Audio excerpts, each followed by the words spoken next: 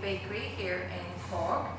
Many of you have bought our new range of baking mixes, which we're very excited about, and we thought that we would just give a little tutorial on how to bake them for those of you who have any questions at home. So today I'm baking our cookie mix. The great thing with this mix is that it's very, very flexible. It's a plain mix, and so you can add anything into it that you like, which gives you loads of room for flexibility. So it could be a chocolate chip cookie, it could be apple and sultana, as per the recipe I have on my pack, or it could be another favourite of mine is orange and cranberry actually. So I suppose that's a more grown-up one. But anyway, today we're doing apple and sultana. And so according to the recipe here, you just need 275 grams of the mix, 100 grams of butter or margarine, 55 grams of apple juice, which we have lovely fresh apple juice here, and then some sultanas. So I'm going to start off by trying to open the pack, which is going to be great fun. So I'm just going to cut it down. These are really nice new recyclable pouches. So they're fully recyclable, given in a world where everybody is very aware of the environment and what's not recyclable. We make sure to source a really nice pouch. So what I'm going to do is weigh out 275 grams of this. So you're getting 500 grams in your pouch, so you need to take a bit less of it. And using, I assume you all have these little electric weighing scales at home, you're just going to weigh out, obviously have your weighing scales to 0. I'm just doing it in this small bowl. So 275 grams, okay, so 220, 240, 250, nearly there, 275. So I think cookies are always a great favourite with everyone at home, and they always store well in an airtight tin. Okay, it's the important thing with them, keep them soft. So there we go, it's just our cookie mix here, and we're putting this into a bigger bowl we can work from. I always like to work in a biggish bowl, so there's plenty of room. Now onto this, just checking your recipe here, we are adding in 100 grams of butter and margarine. So what I have here is actually the margarine that we like to use here in the bakery. It's a dairy-free margarine. So it's these cookies actually that we're making today are suitable for people on a gluten and wheat-free diet, so a celiac, and also suitable for vegans, which is great, and also suitable for anyone who's intolerant to eggs and intolerant to dairy. So we're actually ticking a lot of the boxes with this one. So now here we go, we've got 100 grams, so just that little bit I don't need, just stick my knife into it. So this is actually quite a small amount. Let's pop it in. And what you're doing is you're going to mix this until it's fine breadcrumbs, okay? So you're just blending your margarine down into your mix, okay? So the mix is really easy because you have everything that you need in it. And also I think in terms of baking gluten-free, it's really difficult to find a good flour, find a flour that really works and that does the job that you need. So we've taken all that tricky business out of them for you. And when you're at home, I know we're all at home at the moment, so when you're at home it's really nice to do a bit of home baking, but it's even better when you know it's going to work and that you're not doing a lot of time experimenting and then nobody eats it at the end, which is what you really don't want. Okay, so you see here I'm doing two things to break this down into breadcrumbs. So for those of you who haven't done before, one of the things is I'm like running it through my fingers like this, just crumbing it in, and the other is that I'm doing this. Okay, and I'm just doing the two. It doesn't take that long. My margarine is quite soft, so it doesn't take that long. And this doesn't have to be very, very soft or cold, but obviously in the summertime it will be much softer. And the good thing with this is as well, you can also roll it up. And did you ever buy cookie dough? Just buy it in the shop as cookie dough. You can buy this in the freezer, you can pop it in the freezer. So you can make up your cookie dough and freeze it, or you can pop it in the fridge and do it whenever you're ready to do it. So it'll hold for a couple of days. Okay, so you see this is really coming down now to fine breadcrumbs, okay? And also, while I'm doing this, I want to talk about your oven. So I've given you the oven temperature on that of 190 degrees, which is 375 or gas mark 5. So it's a moderately hot oven. Okay, now the oven we're using here today is obviously a commercial oven. It's called a Rational oven, which is a really big oven. and that's the oven that we have here in the cookery school. So I don't have your domestic oven, but the main difference is that I'll be cooking at a lower temperature and that I'll be cooking much faster than you would. So rather than you having to wait for absolutely ever for these cookies to come out of the oven, they'll done quite quickly, so that's always good. Okay, so the next step then is you're going to weigh out your apple juice, weigh out your sultanas, and then we're going to add the sultanas, because they're the dry ingredient, and apple juice goes in last. Normally with any recipe, add all the dry things and then at the end add the wet.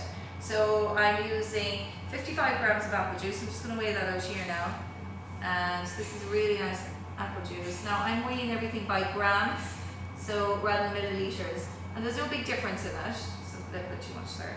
There's no big difference in it, but I suppose just here at the bakery we do everything by grams. And so it has fallen through onto the cookery school. We do the same thing. I'm getting flour and everything, but no big surprises there. So I have my sultanas here, and each time I'm making sure that my weighing scales is at 0, so that it's not incorrectly measuring. So I'm just waiting for this to go back to 0, and it's being a little bit stubborn. There we go. Okay, and I pop it in 50 grams, I think isn't touched in my recipe, 50 grams. So, and if you were substituting this for sultanas, if you're substituting sultanas for cranberries, you do the exact same thing. You use the orange juice instead of apple juice, and you use the cranberries instead of the sultanas, so it's really easy to get away. If you were doing chocolate chip, you could use, if you're not on a dairy-free diet, you could use a little bit of milk instead of the juice, and then you could put in your chocolate chips, and then hey presto, look what you have. You have fantastic chocolate chip cookies. Righto.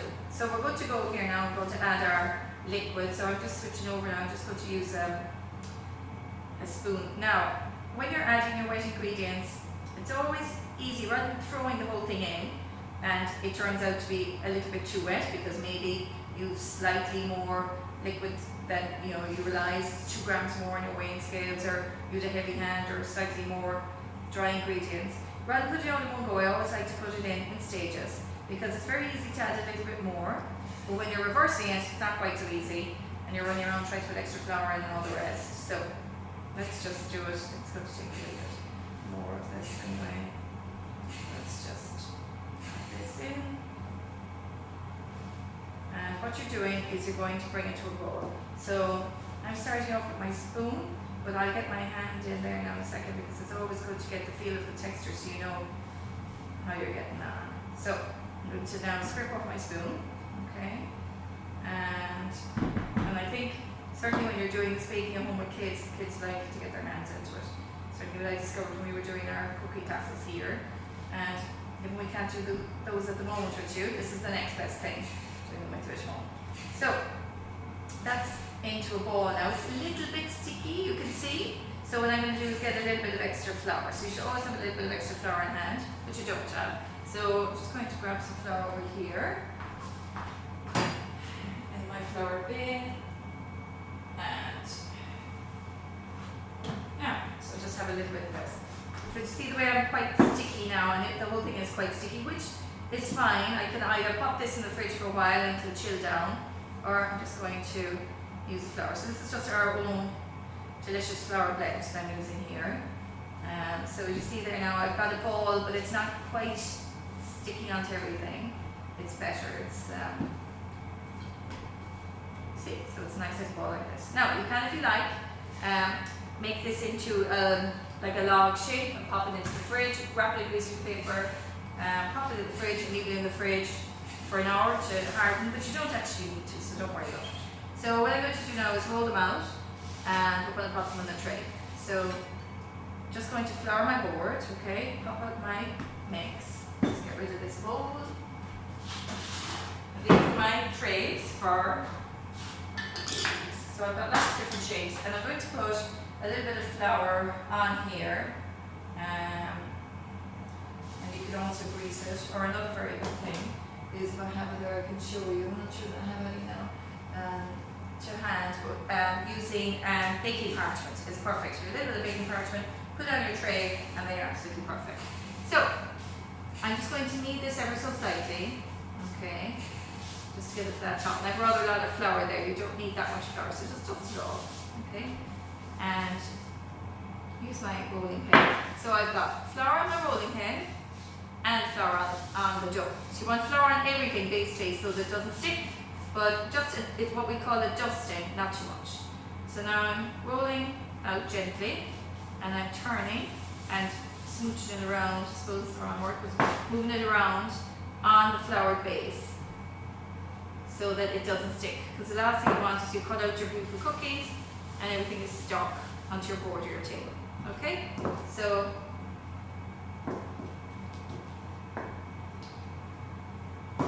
now, so I have different shapes, so I'm just going to show you. So what I always do is make sure there's a little bit of flour on my cutter. So these are just plain circles. So push it down and twist.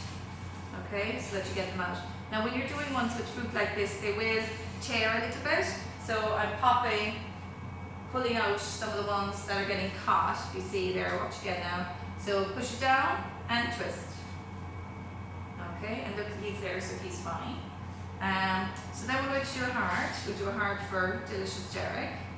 So he gets a heart. Let's hope it doesn't get all misshapen in the oven. And you see he's getting no sultanas. We have to pull that out. So actually, it's not going to be the best shaping heart. See, that's very bad. So we're going to leave him for a moment. Maybe our hearts aren't the best thing to do. Let's try this one. It's a bit better. Oh. There. It's a bit better. We've got a massive sultana. Anyway, here we go. It's a little bit wobbly. And then we could try a star. So if you're doing these at home with the kids, actually the fun thing is making the shapes. Everybody gets really carried away with, you know, I need to do shooting stars and I have to have a tractor. So that's always the fun bit. So the star is there. Okay. And so then I'm just going to cut the rest of them out. And that is basically it. It's really easy. You have your oven preset and then you cook them in until they're golden brown. And then they're cooked. And leave them cool them on a wire tray, and then eat them straight away. And it's all very good to talk about how to store them, but there won't be too many left. And don't worry if they're funny shapes, because remember these are homemade cookies. So the best thing about homemade is that they look homemade. You don't need them to look like they came out of the factory. You can make them yourself. Now, so we need another little bit of flour, and so I rolled out what I can, and then I'm going again. Now, if you feel the dough is getting soft, or if you have very warm hands, I don't have that. My hands are really cold, so for making things like this, it doesn't matter. But if your hands are very warm and you feel your dough is getting really sticky and warm and runny, then just pop it in the fridge. Put it in the fridge for 15 minutes, and then it'll pop out, and it'll be perfect. So give these guys a little bit of room on the tray, and there you go. Hey presto, ready to pop in the oven. Okay, so we're going to pop in the first tray now. So as I was saying, my oven is hotter than yours. So on your oven instruction, I set you about 190 degrees and saying that 10 to 12 minutes. So you have to be quite careful with them when you're taking them off because they are delicate little souls. So do be careful. So I'm going to pop these in just a second.